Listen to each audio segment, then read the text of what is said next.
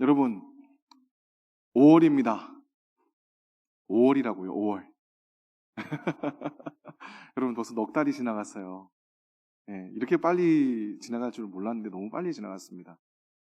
너무 추워가지고 집에서 옷깃을 잡고 있을 때가 엊그제 같았는데 벌써 이제 거의 여름 날씨가 됐어요. 그래서 나들이 가기 참 좋은 날씨가 됐다고 말씀드리려고 어제까지 성경을 준비를 했는데 오늘 또 오전에 좀 춥더라고요. 제가 감기가 거의 다 나아갈 때쯤이었는데 오늘 갑자기 또 열이 나기 시작을 했습니다. 날씨가 참 이상하죠. 그래도 5월은 말 그대로 가장 나들이 하기 좋은 날입니다. 그래서 아마 5월 달에 여러 가지 스케줄을 아마 다 가지고 계실 겁니다. 오늘도 이제 어린이날이잖아요. 내일 또 대체 공휴일이다 보니까 여러 이제 여행 스케줄을 잡아두신 분들이 많은 걸로 제가 알고 있습니다. 여러분, 나가기 좋은 날, 또 오늘은 좀 비가 오니까 아니지만 어쨌든 이 시기에 이 자리에 나가서 예배드리시는 여러분들을 다시 한번 주님의 이름으로 환영하고 축복합니다. 밖에 나가서 노는 것도 좋지만 나들이를 즐기는 것도 좋지만 예배야말로 우리에게 가장 기쁨의 순간임을 믿으시길 바랍니다. 자, 오늘 말씀은 사도행전 1장 12절부터 14절까지의 말씀을 가지고 기도하며 기다리다라는 제목으로 말씀을 전하려 합니다. 사도행전 1장은 누가복음으로부터 이어지는 내용입니다.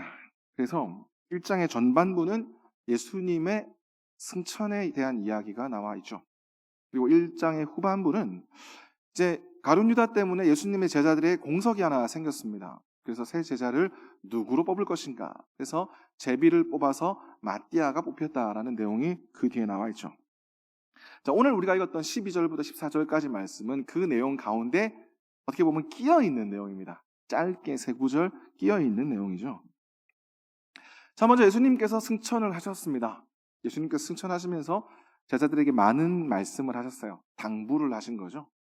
근데 그 중에서도 가장 유명한 당부의 말씀, 우리가 다 잘 알고 있지 않습니까? 사도행전 1장 8절.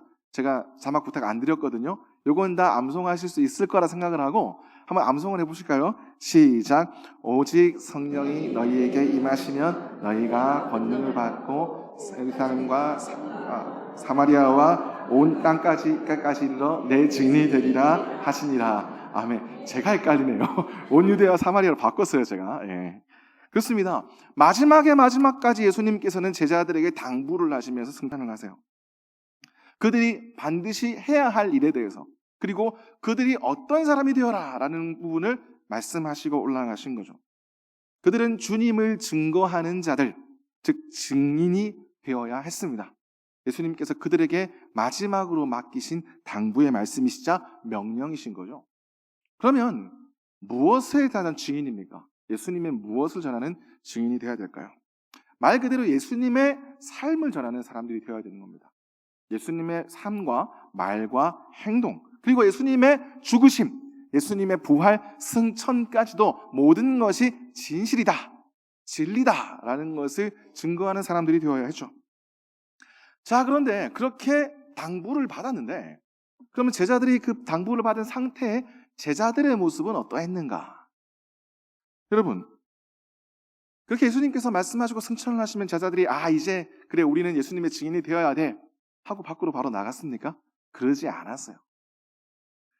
우리 사도행전 1장을 쭉 읽어보시면 아시겠지만 어떤 내용이 나오냐면 5절과 6절쯤에 보면 무슨 말이 나옵니까? 예수님께서 승천하신다고 하니까 제자들이 뭐라고 얘기를 합니까? 예수님, 그러면 예수님께서 이 땅을 다스리실 때가, 이스라엘을 다시 세우실 때가 지금입니까? 라고 물어봐요. 이게 무슨 얘기냐면 예수님 승천하시고 올라가기 이전에요, 하실 일은 하셔야죠 라는 뜻입니다. 이 땅에 왕으로 임하셔야죠. 이스라엘을 독립시켜 주셔야죠. 로마를 무너뜨려 주셔야죠. 이 말입니다. 그때가 지금입니까? 라고 묻는 겁니다. 그래서 예수님께서 뭐라고 말씀하십니까? 그때는 아무도 알지 못한다라고 말씀을 하시는 거예요. 그러니까 제자들은요, 아직까지 연약한 모습이었어요. 그도 그럴 것이 주님께서 잡히시고 부활하시고 난 다음 시간이 얼마 지나지 않았습니다. 여러분, 예수님이 부활하시고 난 다음에 제자들이 예수님을 다 보고 정말 예수님을 다시 믿게 되고 믿음이 굳건해졌을 것 같나요? 그렇지 않았습니다. 성경에 뭐라고 기록이 되어 있냐면 마태복음 28장 17절에 보면 이렇게 기록이 되어 있습니다. 제자들이 예수님을 보았지만 아직도 의심하는 자들이 있더라 라고 적혀 있어요. 마가복음 16장 14절에 보면 뭐라고 적혀 있냐면 예수님께서 예수님의 부활을 듣고도 믿지 않는 제자들에 대해서 그들의 믿음 없음과 완악함에 대해서 꾸짖으셨다라고 기록이 되어 있어요. 우리는 보통 그런 사건에 대해서 누구만 기억합니까? 요한복음에 적혀있는 도마만 기억하잖아요. 근데 도마만 그랬던 게 아니에요. 제자들이 전반적으로 그렇게 믿음이 부족했다라는 겁니다. 눈앞에 예수님이 있어도 이분이 정말 살아나셨나? 의심했다라는 거예요. 근데 이게 너무 당연하지 않겠습니까? 그들이 3년 동안 따라다니면서 예수님을 주님, 나의 주인이라고 부르며 섬겼지만 예수님이 잡히시자 뿔뿔이 다 흩어져 버렸습니다. 심지어는 베드로는 뭐라고까지 얘기했습니까? 내가 주를 위해 죽겠다라고 얘기를 했죠. 하지만 그 베드로는 우리 예수님을 3번씩이나 부인한 사람이 되었습니다. 그리고 예수님께서 계속해서 말씀을 하셨어요. 내가 떠나야 한다. 내가 로마에 잡힐 것이다. 내가 죽었다가 부활할 것이다 라고 계속해서 말씀하셔도 제자들은 어떻게 반응을 했습니까? 예수님, 그러시면 안 됩니다. 무슨 말씀이십니까, 예수님? 절대로 예수님께서 우리를 떠나실 수 없습니다. 라고 제자들은 거부하고 부정합니다. 왜냐하면 제자들 곁에서 예수님께서 떠나신다는 얘기는 제자들의 모든 삶이 사라지는 것과 마찬가지입니다. 그들은 자신의 모든 것을 다 버려두고 심지어는 가족까지 버려두고 예수님을 따랐던 사람입니다. 요즘 말로 하면 예수님께 모든 걸 걸었어요. 베팅을 했다는 겁니다. 그러니까 예수님께서 떠나신다는 것은 있어서는 안 되는 일인 것이죠. 그러니까 지금 예수님께서 승천하셨지 않습니까? 이것도요, 엄밀히 따지면 예수님이 떠나가신 겁니다. 더 이상 그들이 예수님을 볼 수 없는 겁니다. 더 이상 그들이 예수님의 도우심을 눈앞에서 도와주시는 예수님의 모습을 바랄 수가 없게 되어버리는 것이죠. 그러니까 여러분 사도행전 1장의 초반부의 내용을 쭉 보시면요, 예수님의 승천을 기뻐했다는 내용이 없어요. 예수님이 승천하시는 그 모습을 보면서 놀라워했다, 기뻐했다, 찬양했다 이런 말씀이 없습니다. 오히려 아까도 말씀드렸듯이 6절에 보니까 이스라엘을 독립시켜 주실 때가 지금입니까? 라고 오히려 묻고 있는 것이죠. 여전히 그들은 예수님께 원하는 게 있었다는 것입니다. 하지만 그것이 그 눈앞에서 이루어지지 않은 채 예수님은 떠나가신 거죠. 여러분, 예수님께서 왜 사도행전 1장 8절에 그렇게 당부를 하셨을까요? 그들이 아직까지 스스로 무엇을 해야 되는지 알지 못했기 때문에, 여전히 그들이 갈 바를 알지 못하고 할 것을 몰랐기 때문에 예수님께서 끝까지 알려주며 올라가신 겁니다. 그러니까 그들은 그만큼 약한 상태였다는 겁니다. 예수님을 3년 동안 따라다니면서 예수님과 함께했던 사람들이었지만 여전히 그들은 약한 모습이었다라는 거죠. 아직까지 그들의 믿음이 회복되지 못했던 상황이다라는 겁니다. 게다가 여러분, 바깥의 상태는 어떻습니까? 여전히요, 예수님은 범죄자였습니다. 죄인이었습니다. 사람들이 보기에. 대제사장과 바리새인들은 예수의 잔당을 소탕하기 위해서 여러 가지 애를 썼죠. 그러니까 예수님의 제자들은요, 밖에 마음대로 돌아다니기도 힘들었습니다. 누군가가 저 사람 예수를 따랐던 사람이다 이렇게 지목이 되어버리면 그때부터는 큰일이 나기 때문입니다. 그러니까 모든 것을 잃어버렸습니다. 이제는 누구를 따라가야 될지도 몰랐어요. 근데 심지어 나에게 자유도 구속이 된 상태입니다.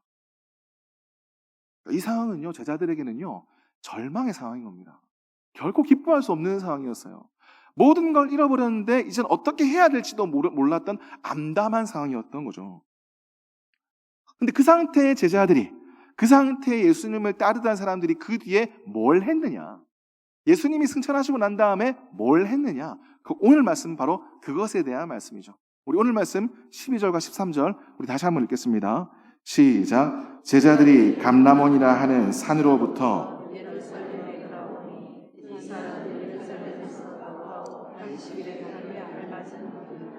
13절입니다. 들어가 그들이 유하는 다락방으로 올라가니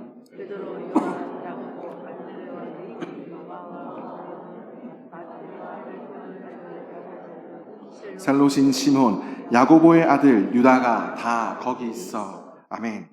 제자들이 먼저 감람원을 떠나서 예루살렘으로 돌아오죠. 그리고 그들이 그동안 기거했던 다락방으로 돌아오는데 우리는 이곳을 누구의 다락방이라고 부릅니까? 마가의 다락방이라고 부르잖아요. 근데 사도행전 1장을 읽어보시면요, 마가의 다락방이라는 얘기가 없어요. 안 적혀있죠. 오늘도 지금도요. 그냥 다락방에 거했다라고만 되어 있습니다. 근데 마가복음 14장 15절에 보니까 이제 큰 다락방이라는 묘사가 있습니다. 그리고 뒤에 좀 읽어보시면 사도행전 12장 12절에 뭐가 언급이 되냐면 마가라 하는 요한의 어머니 마리아의 집이 언급되어 있어요. 그래서 이곳은 엄밀히 따지면 어떻게 부르냐? 마가라 하는 요한의 어머니 마리아의 집 다락방입니다. 이게 너무 길잖아요. 그래서 줄인 거예요. 마가의 다락방이라고 줄인 겁니다. 근데 엄밀하게 말하면 마가의 집이라기보다는 마가의 어머니 마리아의 집인 겁니다. 자, 근데 우리가 지금 14절까지가 우리가 읽었는데 그 뒤에 15절을 보시면요, 이곳에 몇 명이 모였냐 적혀있냐 보니까 120명이 모였어요.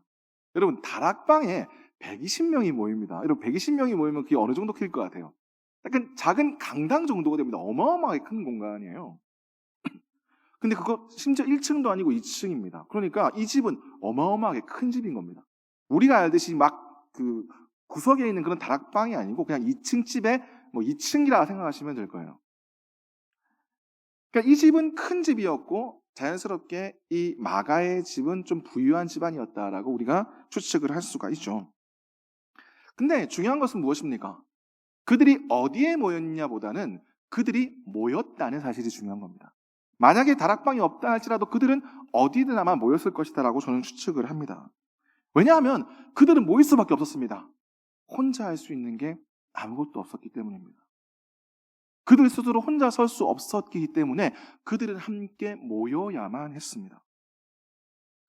예수님의 죽으심과 부활과 승천을 겪으면서 그들은 아마도 깨달았을 겁니다. 아, 내가 이렇게까지 연약한 존재였구나. 내 스스로 혼자서 서면서 내가 죽기까지 예수님을 따르겠습니다. 다른 누가 예수님을 배반하더라도 난 그렇게 하지 않겠습니다라고 얘기한 것들은 한낱 아무것도 아닌 그런 얘기가 되었구나. 내가 얼마나 어리석은 존재인가, 내가 얼마나 연약한 존재인가, 그들은 깨달을 수밖에 없었죠. 그러니 그들은 모였습니다. 중요한 것이 무엇입니까? 모여서 뭘 했죠?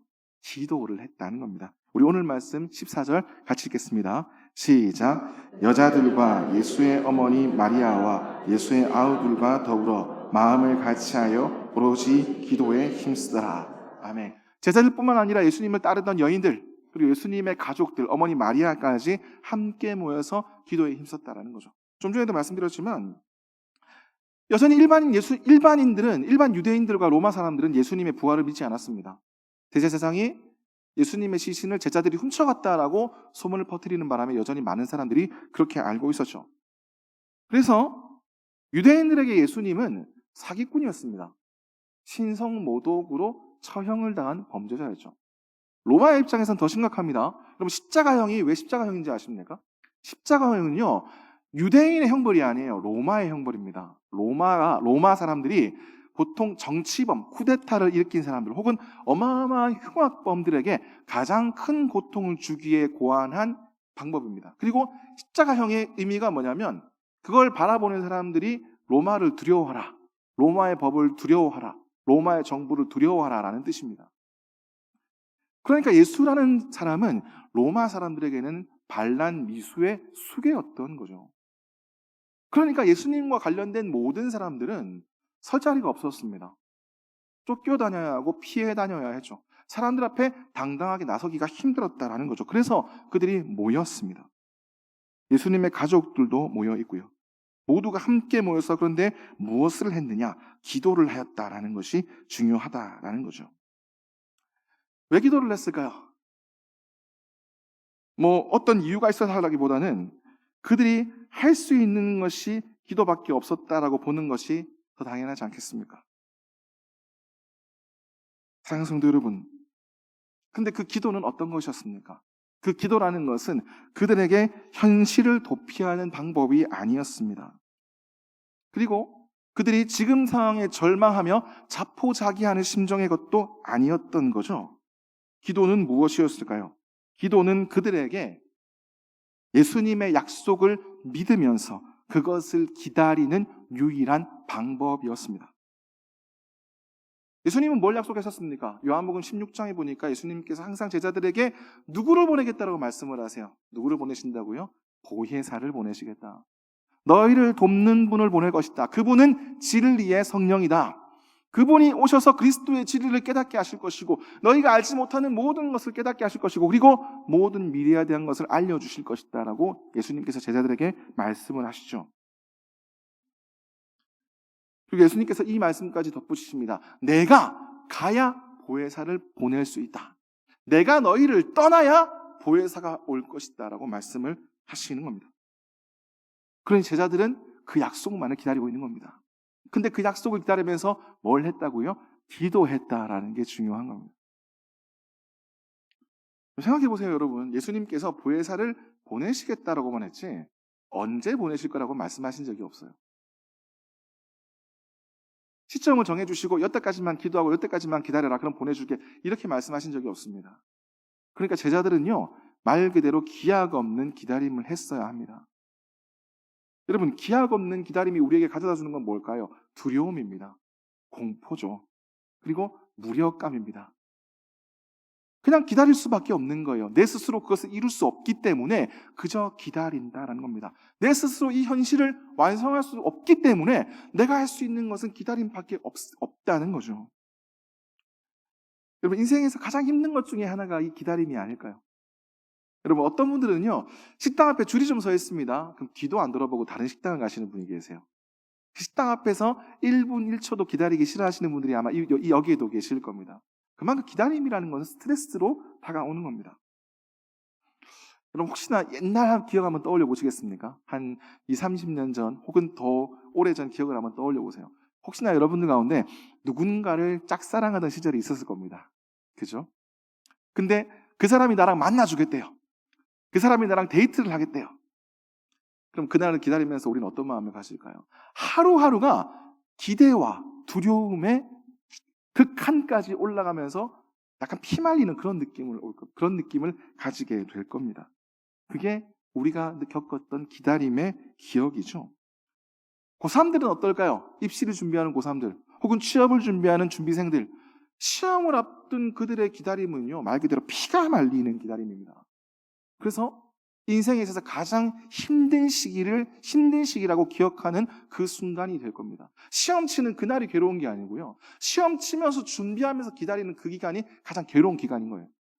그리고 최근에 우리 교회도 여러분 계셨지만 큰 수술을 앞둔 환자의 기다림은 어떨까요? 오히려 그것은 좀 더 다른 차원일 겁니다.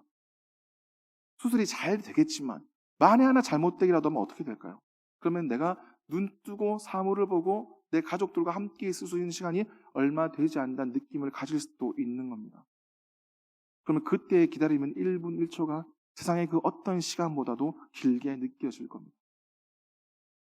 그렇습니다. 제가 드리고 싶은 말씀이 뭐냐면 기다림은 오히려 인간을 연약하게 만든다는 겁니다.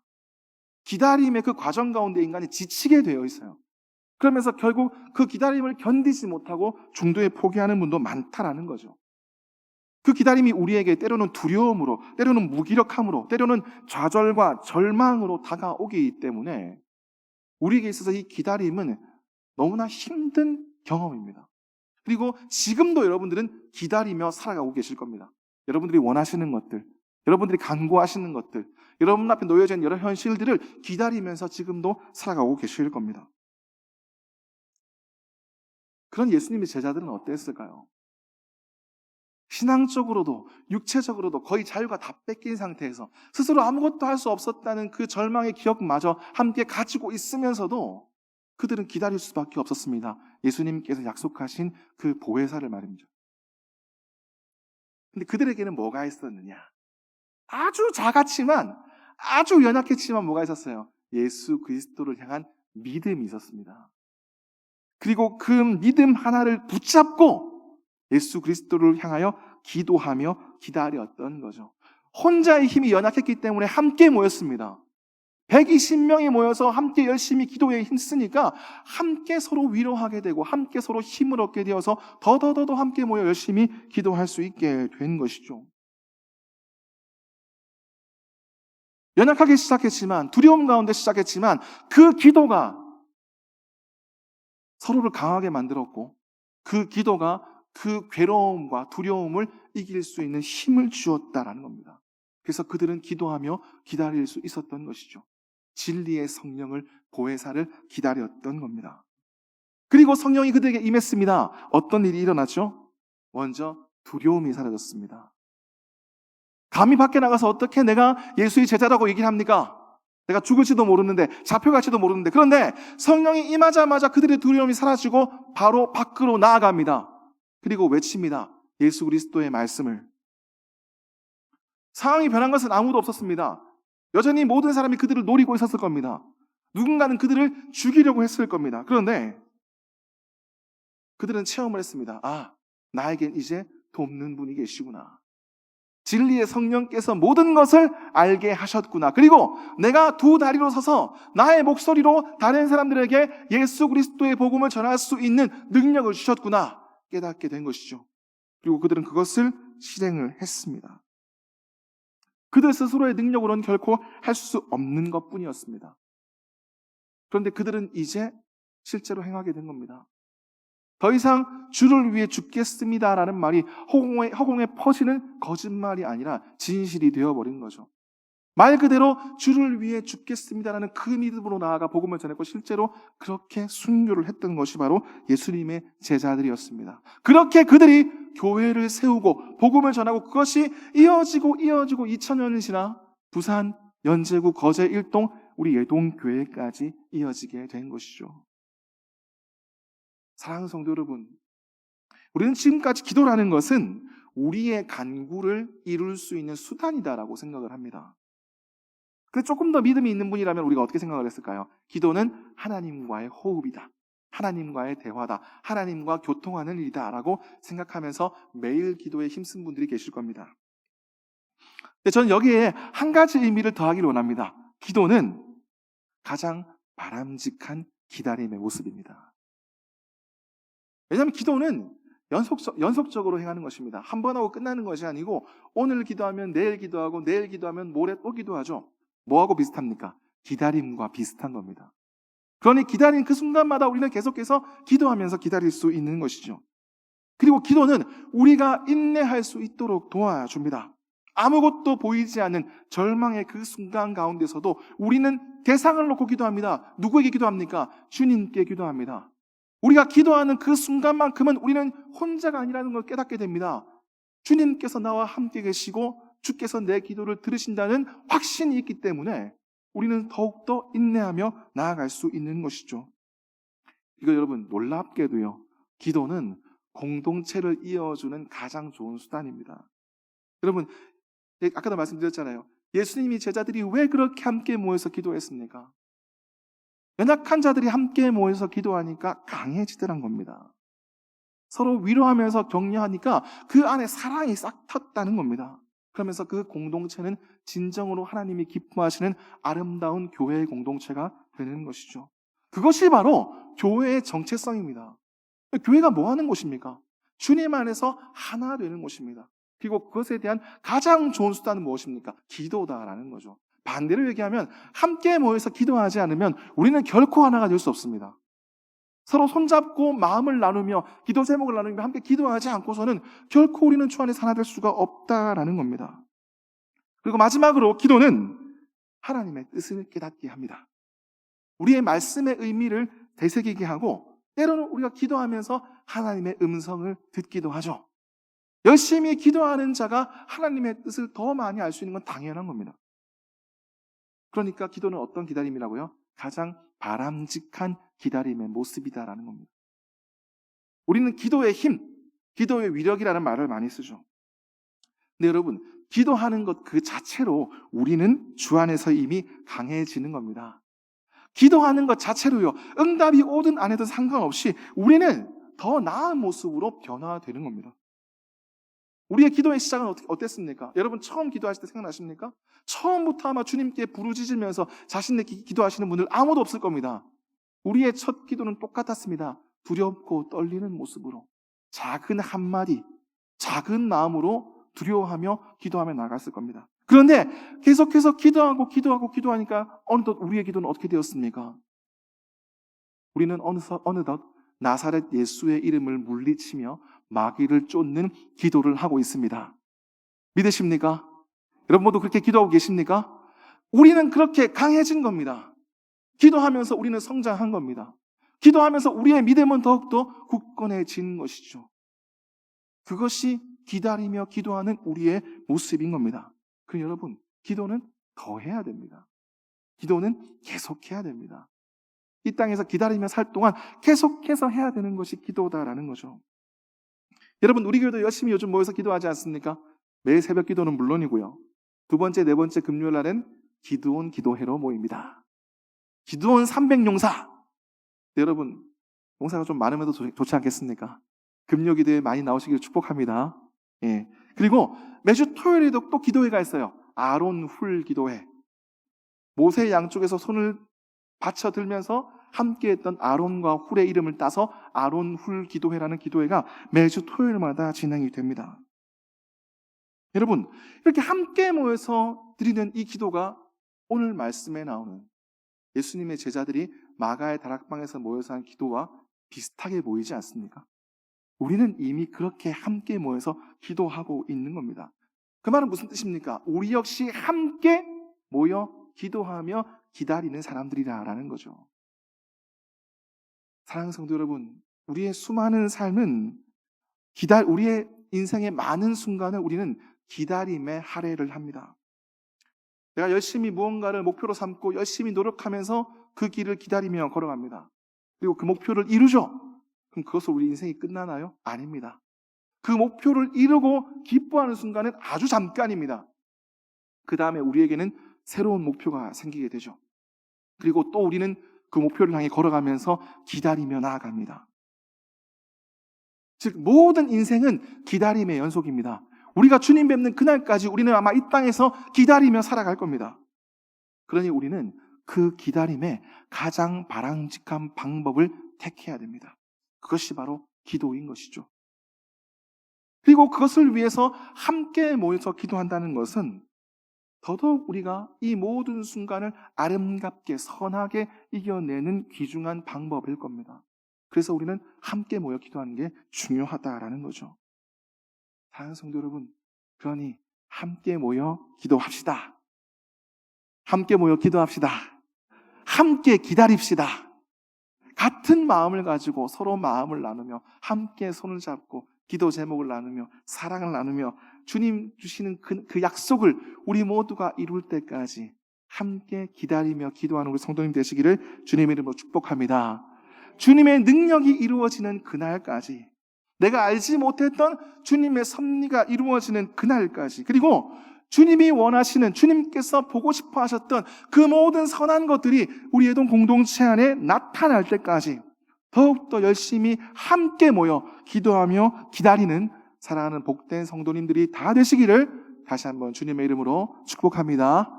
축복합니다.